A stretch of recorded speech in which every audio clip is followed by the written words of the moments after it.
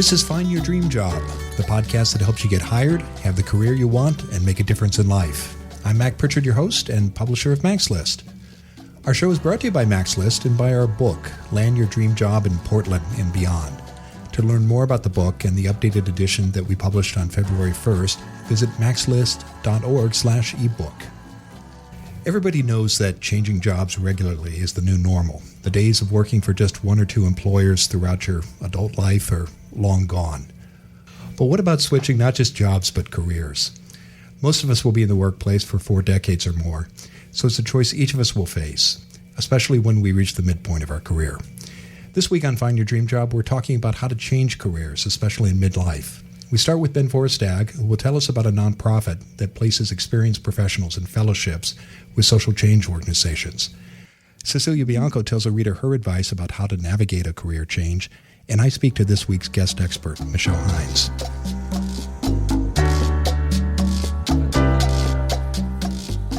So Ben, Cecilia, what's a career you two hope to try later in life, or maybe several careers? Well, I've always hoped to eventually move into being an author, maybe a nonfiction book or fiction. Good. A young adult novel? Possibly. Those seem to be popular these days, but I don't know. Okay. Well, that's a side of you I didn't know about. That's fascinating. And Ben? I've got 2 different visions for my professional future. One of them is getting really deep into statistics, especially sports statistics, because there's this burgeoning field of statistics around baseball and inferring information from the data that I think is really interesting. There's that great book, Moneyball. Yeah, exactly. By Michael Lewis. Yeah, sabermetrics. Right. The other vision I have for myself is the more artistic one, which is just becoming a freelance painter and trying to sell my paintings. But I think that vision might be reserved for retirement. Okay, and I didn't know about your painting. I certainly have seen your fascination with statistics at work here at Mac's List. I have a couple paintings hanging in my office. I'll show them to you after we're done recording today. Okay, well, I've actually been to your office, so I've seen those paintings. They're pretty small paintings, so you might have missed them. I don't want our listeners to think that we never go into each other's offices, or the Mac's List empire is so vast that it's too far to travel between our offices. Well, you do sometimes hear an echo in your office, Mac. It's so large. Yeah. Okay. Well, as for me, I think about what I might do in my 60s and 70s, and I think it'll involve writing, and there are some personal projects I've wanted to work on, a family history, for example, that I hope to turn to. But I, like a lot of baby boomers, I think I'll be working for well into my 60s, and I'm actually excited about that possibility. Well, let's turn to Ben, who every week is out there searching the internet, looking for resources and tools that you, our listeners, can use. Ben, what have you found for us this week related to our topic? So this week I want to talk about an organization called encore.org. This is a San Francisco-based nonprofit, and their basic job is helping older professionals, folks who have had their first career, often in the for-profit sector, transition and start a second career or an encore career for a social service organization. Is this an organization you've heard of before, Mac? It is. Coincidentally, the founder of encore.org was in Portland recently. He spoke to the City Club, and I had the chance to chat with him and hear more about the organization. And certainly I've been aware of it for several years because they operate a fellowship program here in Portland, and as well as many other cities. Yeah, and I think it's really interesting, and this is a great service because it's a huge need for a lot of professionals out there. I know my father, for example. He's in his 60s. He's had 2 careers now, one in sales, one in computer sciences, and he's looking for the next step in his life, and he wants to do something different and something that benefits the community. And he has got special challenges because he just moved to Portland, for example, and has lost his professional network that he had back in Ohio. So encore.org helps folks like that get connected into the social service community. The organization offers a lot of resources for people looking for encore careers, including a blog with stories from professionals who have made that transition into their second social good career, white papers on the many benefits of pairing older professionals with social service organizations, the benefits here being both for the organizations, the workers, and society as a whole. I should also mention they also sell a book called the Encore Career Handbook on how to find what makes a difference and what will pay the bills for you. And I admit I've not read this book, and I'm not quite the target audience. I'm a little too young for that, but it has great reviews on Amazon, and it looks like a really solid resource. In fact, Ben, we've reviewed that book on the Max List blog. Laura Schlafly, who's also a contributor to our book, did a terrific review of the book back several years ago and spoke very highly of it. So what we've learned today is that you've never been in my office, and I've never been to the bottom of the Max List blog archives. Good stuff. So Encore coordinates a network of national and local organizations and programs dedicated to engaging older workers in the social good sector. If you're interested in an Encore career, you should definitely look through the organizations in their network, as these would be hot leads for work and networking opportunities. But the coolest thing, I think, about Encore, and this is something Mac just mentioned a few minutes ago, is their fellowship program, which directly pairs talented older professionals with nonprofits and public agencies. The program works like a paid internship for more seasoned workers, offering high-impact, flexible, time-limited paid assignments. Many organizations around the country host Encore Fellows. Here in Portland, for example, I know Social Venture Partners participates in the program. Yeah, they actually just reposted their Encore fellowships, and they're starting again for the next term. Yeah, and those are posted on maxlist.org. They will be, yeah. And for our listeners around the country, the fellowships are offered in many other cities besides Portland. So we encourage you, if this does interest you, and it's not just in Portland but around the world, to get on Google and check it out. Yeah, last time I checked, it was like 24 different cities had some version of this program, and they're always adding more cities in. The fellowship program, I'll say, is pretty competitive. They only take about 250 fellows at any one time, but it's a really fantastic way to learn firsthand about nonprofits, foundations, and other social institutions, to establish contacts and personal networks in a new sector, and to make a real good contribution using the skills, experience, and knowledge you may already have from your first career. So check it out. Again, the organization and website are encore.org, and as always, we'll include links to these resources in the show notes. Well, thank you, Ben. Do you have a book or a website or perhaps a podcast episode that has been helpful to you in your job search? Please let us know and write Ben directly, and he may share your suggestion on a future show. Ben's email address is ben@maxlist.org. Now let's turn to you, our listeners. Cecilia, I know our mailbag takes many forms. Sometimes it's a Facebook message. Sometimes you get a tweet. Sometimes you even get an old-fashioned snail mail message from readers. What do you hear from our listeners this week? Yeah, well, this week I got an email, and a reader asked, what advice do you have for working professionals who would like to shift careers to a new field? So we talked to many people who are interested in a career shift, mostly who want to move into the nonprofit sector, but the advice we always give can apply to pretty much any field. If you want to shift careers to an entirely different field, the first thing to do is research what employers in that field are looking for when they're hiring. And by research, I don't just mean going online to find answers. I mean getting out and networking in that field to meet people who can directly tell you what employers want. So going to the right events where you'll meet professionals in the sector you want to work in, and reaching out to those professionals for advice, and also to build lasting connections with them. So joining professional groups or industry groups in your local area is a great way to meet more people and find out about the relevant events you should be attending. It can also be good to target 2 or 3 organizations that you're interested in working for and ask for informational interviews with people who work there. And I'll just add, if you're looking for some tips on finding, organizing, and conducting informational interviews, check out the Maxlist blog. We have lots and lots of resources there to help you with that. Yeah, we definitely do. And we also have some really good content around how you can realize and leverage your transferable skills when you're making a career transition. So once you've done your research and figured out what skills and experiences you need to get hired in this new field, you can make a plan for how you're going to do that. A great way to get the experience that you need, especially if you're not ready to quit your job, is to find volunteer opportunities or work on the side that will help you build up your background in the new field. So this way, when you're ready to start applying for jobs, you'll have a better chance of getting them.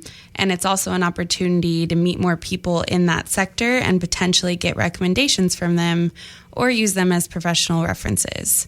Mac and Ben, have either of you switched fields completely during your career? So my career is a little too young to have had too many stages in it. So I'm still in my first career. At one point, I imagine I'll transition to doing something else on having my encore career. And I think the tips you put out here were really good for when that time comes. I've switched careers several times, Cecilia. My first career was working in D.C. and Boston with human rights organizations. And I wanted to change to state and local politics and government. And the way I did that was using the very techniques and methods that you described, the informational interviews, figuring out what employers were looking for, and getting clear about my goals and sharing and showing my strengths. And that made me an attractive candidate and helped me make that switch. Yeah, we definitely talk to a lot of people today, especially in our local area, that are using networking and informational interviews to make that switch. And it seems to be the easiest way to get going when you're transitioning. I'll add here that I don't think you switch careers. You don't turn on a dime, right? And it takes time to make that pivot. And so I think the best strategy is to start the networking, start the research phase before you're done with career number one, so that when you're ready to make that jump, that you've already created that base of support and that foundation for making the transition. Good advice. Well, thank you, Cecilia. If you have a question for us, please email us. You can reach us at communitymanager@maxlist.org. These segments by Ben and Cecilia are sponsored by the 2016 edition of Land Your Dream Job in Portland and Beyond. We've made the complete Max List guide even better by adding new content and making the book available on multiple e-reader platforms. We're very excited about our new edition of the book, Land Your Dream Job in Portland and Beyond, that we published on February 1st. For the first time now, you can read the book on your Kindle, your Nook, or your iPad, and you can also order a paperback edition. Whatever the format, our goal is the same. We want to give you the tools and tips you need to get meaningful work. For more information, visit maxlist.org/ebook and sign up for our ebook newsletter. We'll send you publication updates, share exclusive book content, and give you special prices.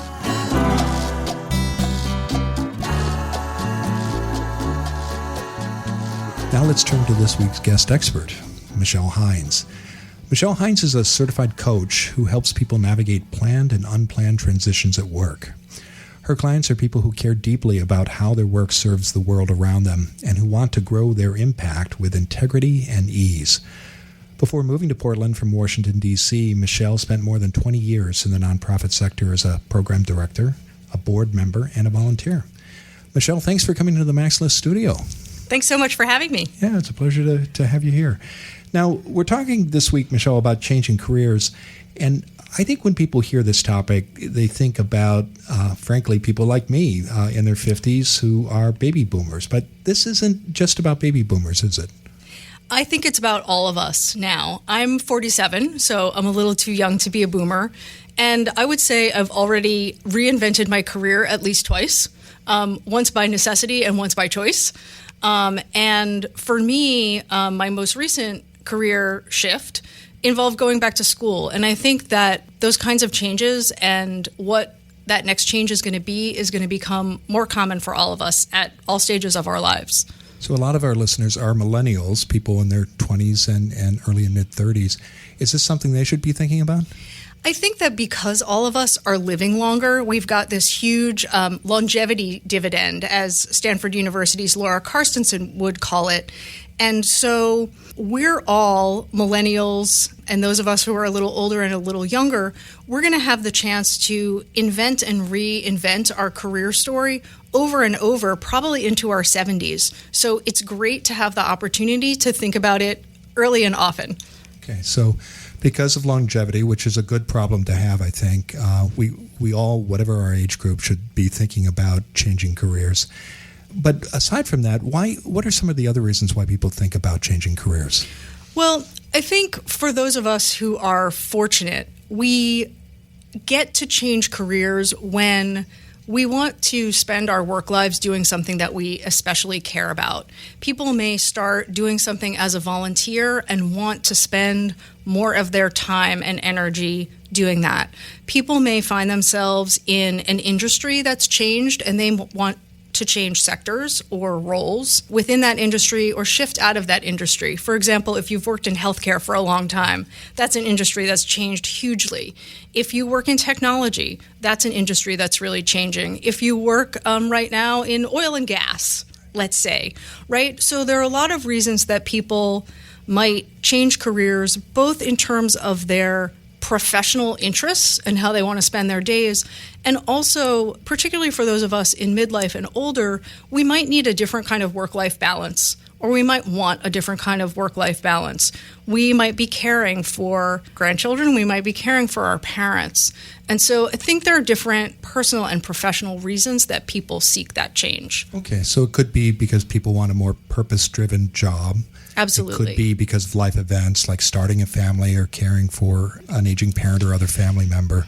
Or it could be because we simply have no choice. We're being laid off and the opportunities in our current profession just aren't there. Right. So I think changing contexts, both personally and professionally, I know that you're recommending in this episode encore.org and the Encore Careers Handbook. A lot of folks in their 50s and 60s, people who are boomers and beyond, are having the opportunity, taking the opportunity to shape their own encore, to leave a legacy with their work in a particular way. So whatever your age group or whatever point you might be in your career, what are questions that people need to address when they start thinking about switching careers? Two big kinds of questions. One is, what's the change you want, right? What's the nature of that change? So are you trying to shift fields, shift sectors, shift the kind of job that you're in? And how much opportunity do you have to make your own choices in that circumstance? So you mentioned being laid off, which is a different circumstance than, let's say, working at Intel for 20 years and having the opportunity to do an Encore Fellowship, for example, which is one of the things that people can do here in Portland. And then I think looking at the nature of the change and then also really thinking about what is the work that I want to do next. So looking at both the change and the career aspect of that question. And as with any career transition, people need to do their homework. What are some specific tasks that you encourage people to do as they think through those steps that you just outlined? So I think to really be an explorer of yourself, an explorer of the environment. So walking through your day, noticing what are the things that I really love to do? What are the things that I'm doing, whether they're at work, whether they're at home, whether they're in my volunteer life or in my faith community? What are the things that I really enjoy? And what's that telling me about myself and the next step that I want to take? I think that's one really good thing to do, is just that kind of purposeful and consistent self-reflection. I think talking to people who know you well and talking to some people who don't, having conversations with people who are family and friends about what you want to do next and why you're looking for a change. And then also more formal informational interviews, right? Using the network you have and expanding that network in order to take a series of steps along a path toward where you want to end up.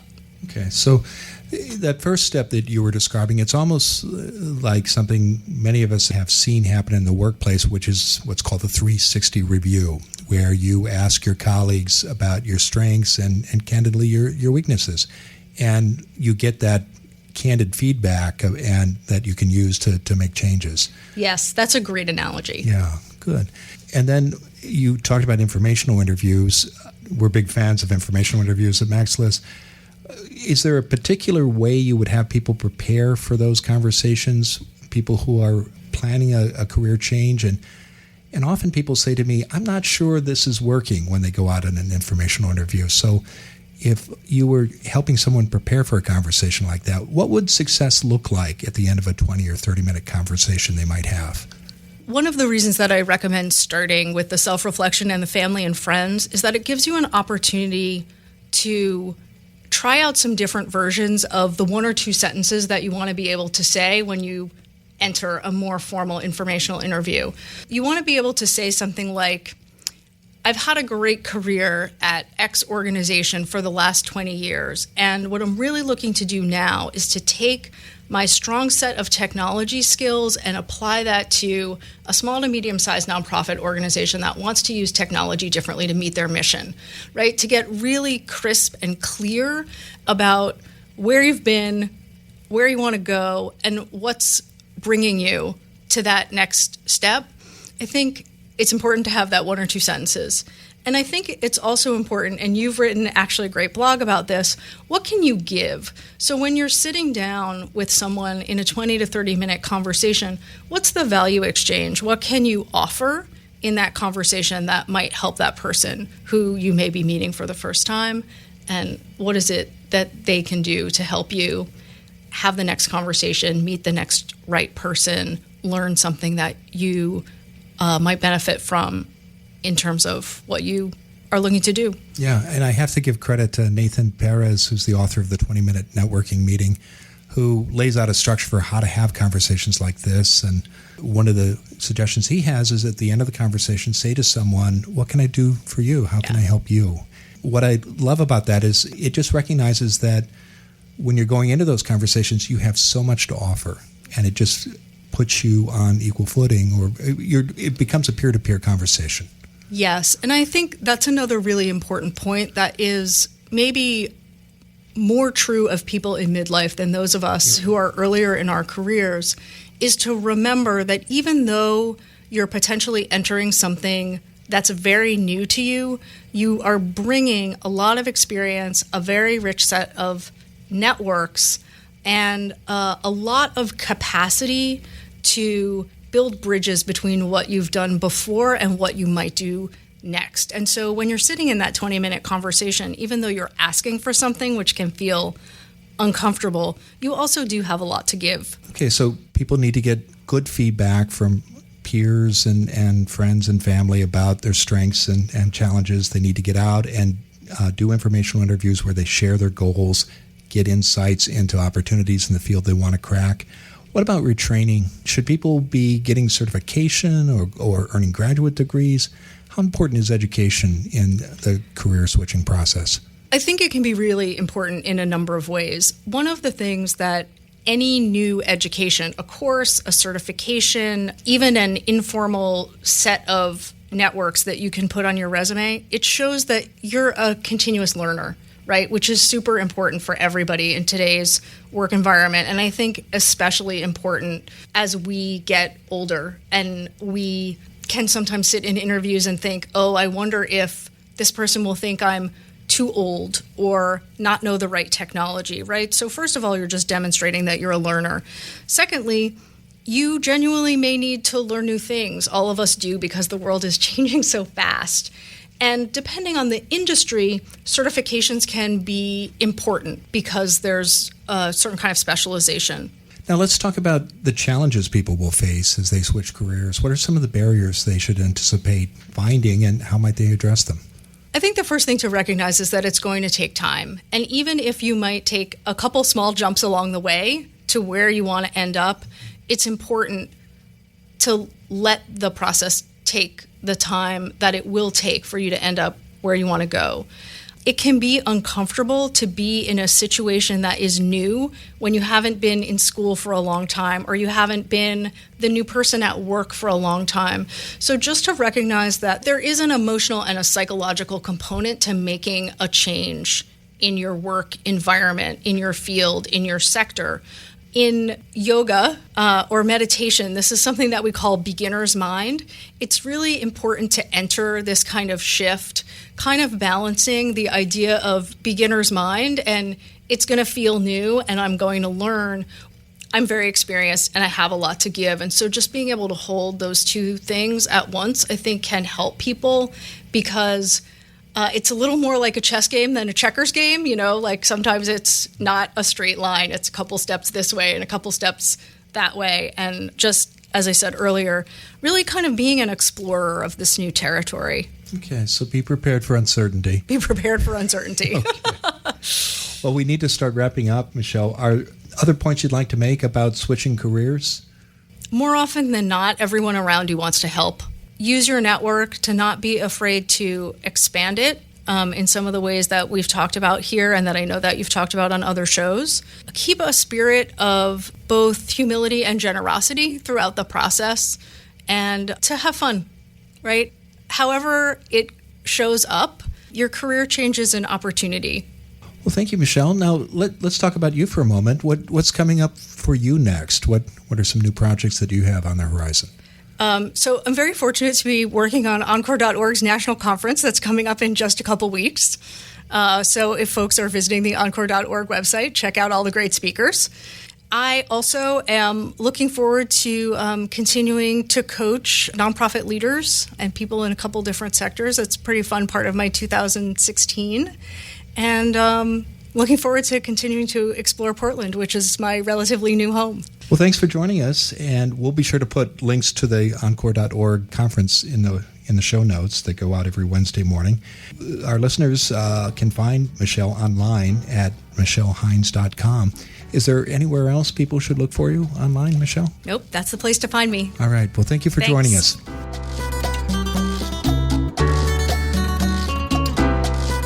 We're back in the Max List studio with Ben and Cecilia.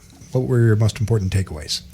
I thought she had some really great tips, but my main takeaway is how positive her mindset was about it, and that other people should have the same mindset, that any career change is an exciting new venture. And if you look at it like that, it's a lot less scary and it takes a lot of the negative out of it. I liked a quote she said, and I wrote it down. It's, let the process take the time it's going to take. And I think that's so important because, I know we've all been in periods of unemployment, and there comes a point when you start to panic and you're trying to find another job right away, and you can't force it and you can't speed up that period of unemployment. Sometimes it's just going to be the time it's going to take. And for me, it was 4 months. That was the time it took to find a good, meaningful job and to try to cram everything I needed to do to find that job into 1 month was never going to happen. And so just giving some space to yourself and taking it a little bit easy on yourself, knowing that it's just going to take some time. Yeah, it is a process, but there are models out there that you can copy and you can learn and you can apply to your own career. The most important point I heard her make was that whatever your age group, this is something we all have to be prepared for, because we'll all look at it at different points in our career, whether we're millennials or members of Generation X or baby boomers. And so there are models that we can use to figure out how to make that switch, and whatever the reason why we might want to do it, whether it's to find a purpose-driven job or because suddenly we've been laid off, but we have tools. Well, thank you for listening. We'll be back next week with more tools and tips you can use to find your dream job. In the meantime, visit us at maxlist.org. And if you like what you hear on the show, you can help us by leaving a review and a rating at iTunes. This helps others discover our show, and Ben and I actually have examples of recent reviews that we'd like to share with you. Ben? So this one comes from Brighton West, who is a hiring manager, and here's what he or she wrote. As a hiring manager, I can vouch for the validity of Mac's podcast. Networking is so important, and doing it the right way is even more important. I love doing informational interviews. About half my hires have gone through info interviews prior to being hired. I really prefer to not do an open cattle call. I'd much rather identify potential candidates in advance. Well, thank you, Brighton, and thank you, Ben, for reading that. I have a review from Mark Moscato, who writes, really liking this podcast, which is full of great insight tips on how to find the perfect job. I just left my job, and I've already learned a lot about informational interviews, creating a LinkedIn page, resumes, and more. I appreciate the different guests who come on every week. That's a nice feature, and I'm looking forward to continuing to listen to future episodes. Thank you, Mark, for leaving that review. We hope that you'll consider leaving a review as well, because that helps push us up in the iTunes rankings, and that helps us reach more listeners and thereby help more job seekers. So thanks for listening.